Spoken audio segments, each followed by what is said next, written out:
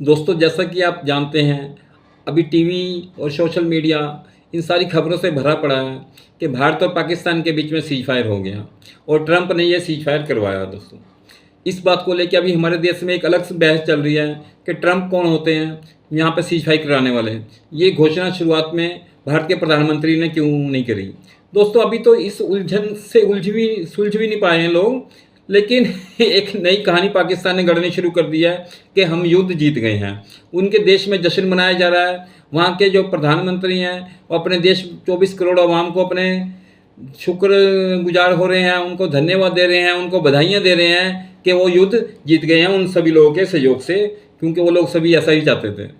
दोस्तों, पाकिस्तान कितना मक्कार और कितना झूठा है इस बात से अंदाज़ा लगाया जा सकता है कि पहले तो युद्ध विराम के लिए, सीज फायर करने के लिए वो अमेरिका के आगे गिड़गिड़ाया और अमेरिका की रिक्वेस्ट के ऊपर इंडिया ने अपनी शर्तें रखकर ये सीज फायर किया और पाकिस्तान की जान बख्शी। लेकिन पाकिस्तान अपनी आवाम को इतना बेवकूफ़ बना रहा है कि जी वो तो जीत गए हैं जंग, जैसे कि वो पहले हमेशा करते आए हैं। आज तक जितनी भी जंगें हुई हैं, चाहे वो मतलब कि 62-66 की जंग हो, वो 71 की जंग हो या कारगिल युद्ध हो, जितने भी युद्ध हुए हैं, 48 वाला भी हुआ, लेकिन पाकिस्तान किसी भी युद्ध में जीत नहीं पाया भारत से।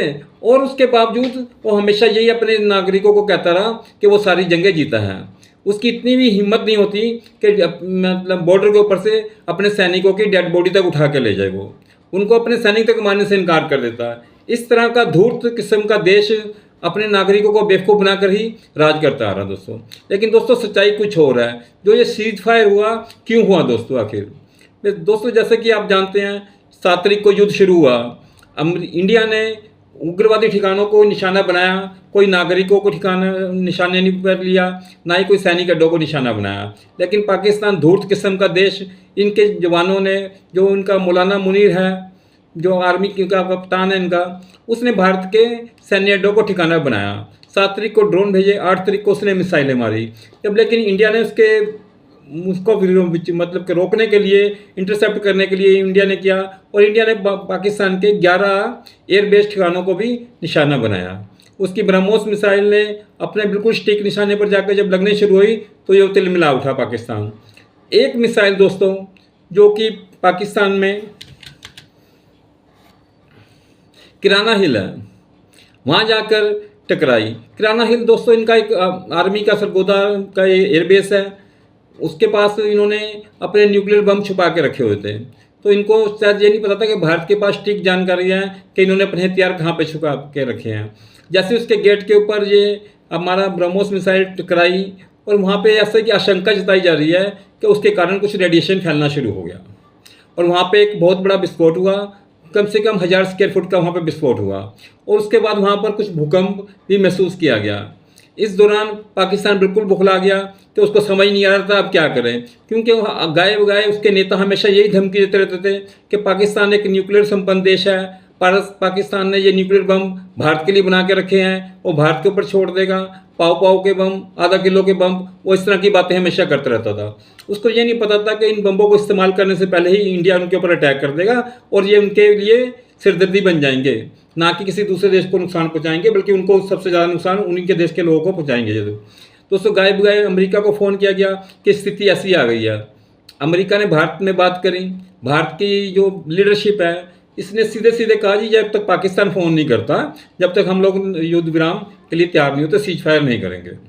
पाकिस्तान के जो आर्मी के जनरल थे उनकी तरफ से फ़ोन कराया गया और सीज फायर के लिए दोनों देश तैयार हुए। इंडिया ने कुछ अपनी शर्तें लगाई, उसके साथ इंडिया तैयार हुआ। बेसिकली दोस्तों, इंडिया ने जो बात मानी वो इस करके मानी कि रेडिएशन फैलेगा तो उसके बाद कंट्रोल करना पाकिस्तान के तो बस की है नहीं। उसका मतलब लॉन्ग टर्म में नागरिकों को ही नुकसान होएगा, और पाकिस्तान तो इसके जो लीडरशिप है उतनी धूर्त है कि वो तो मानेंगे ही नहीं। पहले तो कि सब कुछ हो गया जी, लोग मर जाएंगे बेकार में। एक मानवता के नाते इंडिया ने इस बात को मान लिया, चलो कोई बात नहीं, टाइम देते हैं पाकिस्तान को। लेकिन पाकिस्तान इसको अपनी जीत समझना शुरू हो गया। इस बात का अंदाज़ा इस बात से भी लगाया जा सकता है कि नासा का एक विमान है जो कि अमेरिका से उड़ान भर के पाकिस्तान के जो किराना हिल्स के ऊपर आखिर राउंड करता हुआ घूम रहा। उसके कारण दोस्तों ये पता लगाने की कोशिश कर रहा था वो कि यहाँ पे रेडिएशन फैला कि नहीं फैला, क्योंकि उसमें न्यूक्लियर इमरजेंसी के लिए वो विमान को यूज करते हैं कभी न्यूक्लियर विस्फोट हो जाए या कुछ की आशंका हो या रेडिएशन फैल रहा हो, तो उसको गेज करने के लिए, उसको नापने के लिए कितना रेडिएशन है कि नहीं है, सारी चीज़ों को वो जहाज अंदाज़ा लगाता है। उसके बाद वो उसके ऊपर कार्रवाई करते हैं।